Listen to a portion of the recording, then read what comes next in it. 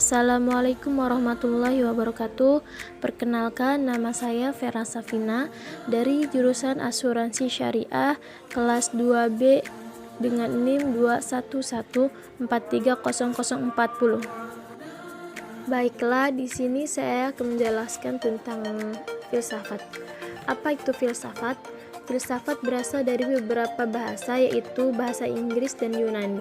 Filsafat dalam bahasa Inggris yaitu filosofi, sedangkan dalam bahasa Yunani, filsafat merupakan gabungan dua kata, yaitu philein yang berarti cinta atau philos yang berarti mencintai, menghormati, menikmati, dan sophia atau sophein yang artinya kehikmatan, kebenaran, kebaikan, kebijaksanaan, dan kejernihan.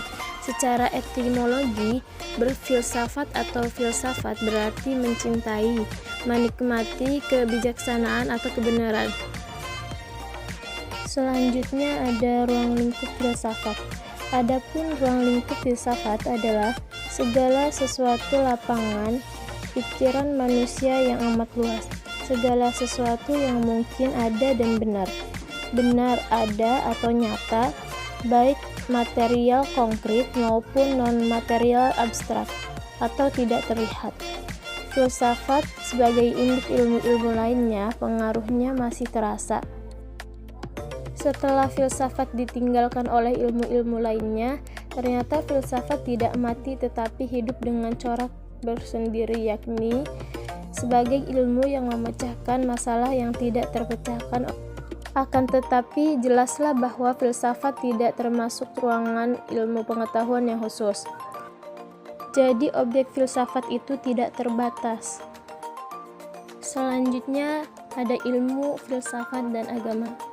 Ilmu adalah kumpulan pengetahuan yang telah teruji kebenarannya dan disusun secara sistematis berdasarkan dengan metode ilmiah. Filsafat adalah pengetahuan dan penyelidikan dengan akal budi mengenai hakikat segala yang ada, sebab, asal, dan hukumnya. Agama adalah sistem yang mengatur tata keimanan atau kepercayaan dan peribadatan kepada Tuhan yang Maha Kuasa, serta tata kaidah yang berhubungan dengan pergaulan manusia dan manusia serta lingkungannya. Agama dimulai dari percaya atau iman, sementara filsafat dan ilmu dimulai dari keraguan.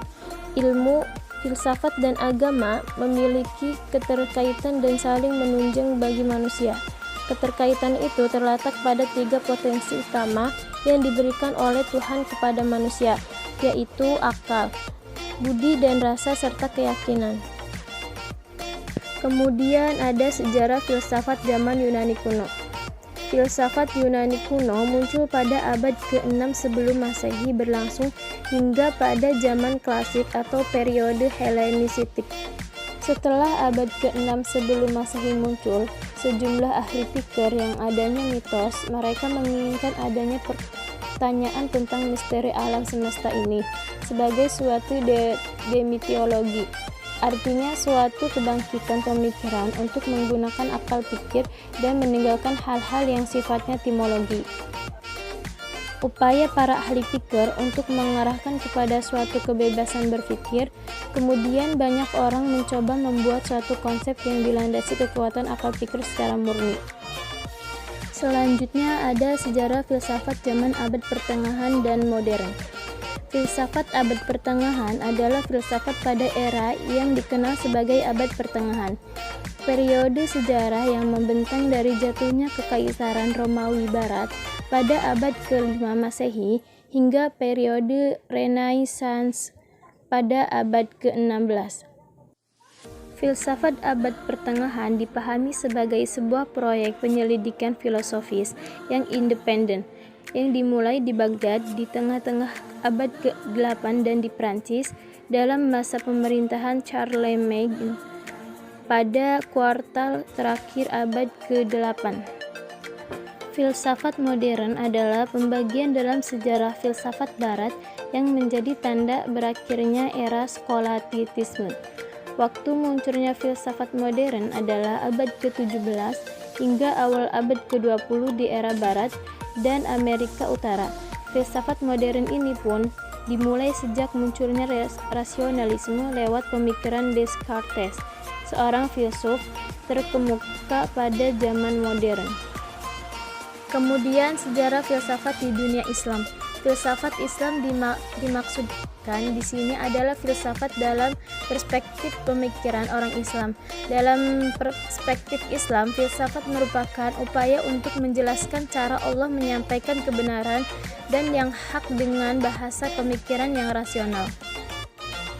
Musa Asy'ari menjelaskan bahwa hakikat filsafat Islam adalah filsafat yang bercorak Islami, yang dalam bahasa Inggris dibahasakan menjadi Islamic philosophy, bukan the philosophy of Islam yang berarti berpikir tentang Islam. Dengan demikian, filsafat Islam adalah berpikir bebas, radikal atau radik, yang berada pada taraf makna, yang mempunyai sifat, corak, dan karakter yang dapat memberikan keselamatan dan kedamaian hati. Dengan demikian, hanya itu saja yang bisa saya sampaikan tentang filsafat. Terima kasih. Wassalamualaikum warahmatullahi wabarakatuh.